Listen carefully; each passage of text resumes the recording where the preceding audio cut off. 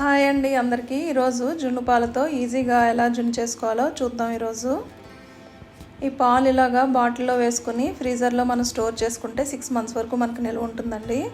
నేను 1 కప్ వచ్చి జున్ను పాలు తీసుకున్నాను. అదే కప్పుతో ఒక 5 కప్పులు మామూలు పాలు తీసుకోవాలి. ఇవి పచ్చిపాలే అండి, మనం పచ్చిపాలే తీసుకోవాలి, మరిగించిన పాలు తీసుకోకూడదు. ఇవి జున్ను పాలు ఎప్పుడు పడితే అప్పుడు మనకు దొరకవు కాబట్టి మనకు దొరికినప్పుడు ఇలా స్టోర్ చేసుకోవచ్చు మనం. అదే కాకుండా పౌడర్ అది కూడా దొరుకుతుందండి మనకి, అది కూడా బాగానే ఉంటుంది, కామధేను బ్రాండ్. అలాగే మనం ఏ కప్పుతో అయితే పాలు పోసామో అదే కప్పులో ఒక 3 వంతుల వరకు మనం బెల్లం అదే ఆ కప్పుకి 3/4 కప్పు వచ్చి బెల్లం వేసుకోవాలండి, బెల్లం పొడి.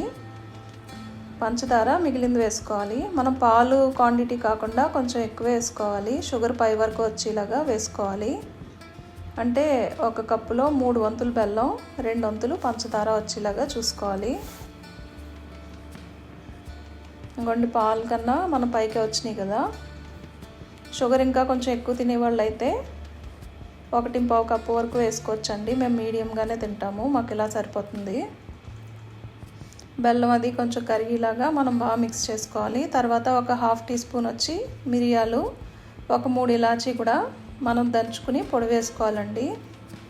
ఇది జున్ను పాలు వాతం చేస్తుందని అంటారు కదా, అందుకు మిరియాలు వేస్తారనమాట, వాతం చేయకుండా ఉండడానికి. ఇది దంచుకున్న తర్వాత పాల్లో మిక్స్ చేసేసుకుని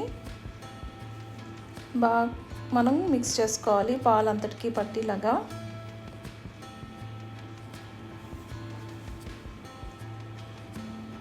చాలా ఈజీగా చేసుకోవచ్చండి, ఈ కొలతలతో చేసుకుంటే పర్ఫెక్ట్గా వస్తుంది. తర్వాత మనం స్ట్రైనర్లో వేసుకుని వడకట్టేసుకోవాలి. మనకు కావాలంటే ఒక గిన్నెలో, పెద్ద గిన్నెలో ఉడకపెట్టుకోవచ్చు. మేము చిన్న చిన్న గిన్నెలో పెట్టుకున్నాను. ఒక్కొక్కళ్ళు ఒక గిన్నె తీసుకుని తినేయచ్చు అనమాట. ఇలా పెట్టుకుంటే మనం ముక్కలు కట్ చేసుకుని పని ఉండదు. నేను ఎలా రెడీ చేసుకున్నా అండి, కుక్కర్లో ఒక పెద్ద గ్లాసు వాటర్ పోసి మరిగిన తర్వాత స్టాండ్ పెట్టి పైన ప్లేట్ పెట్టుకున్నాను. ఆ ప్లేట్ పైన ఈ బౌల్స్ పెట్టుకుని విజిల్ పెట్టుకోకుండా మనం ఒక 15 నిమిషాలు మీడియం ఫ్లేమ్లో ఉడకపెట్టుకోవాలండి. ఇలా మనకు రెడీ అవుతుంది. ఇది చల్లారిన తర్వాత మనం ఫ్రిడ్జ్లో పెట్టుకునైనా తినచ్చు, లేకపోతే ఇలాగా వేడిగా అయినా తినచ్చు. చూడండి పర్ఫెక్ట్గా వచ్చింది. ఇదిగోండి స్పూన్తో కూడా తీస్తుంటే కరెక్ట్గా వచ్చింది. మరి గట్టిగా ఉన్నా బాగోదు, అలాగే లూజ్గా ఉన్నా కూడా బాగోదు మనకి తినడానికి. టేస్టీ జున్ను రెడీ అండి. వీడియో నచ్చితే ప్లీజ్ లైక్, షేర్ అండ్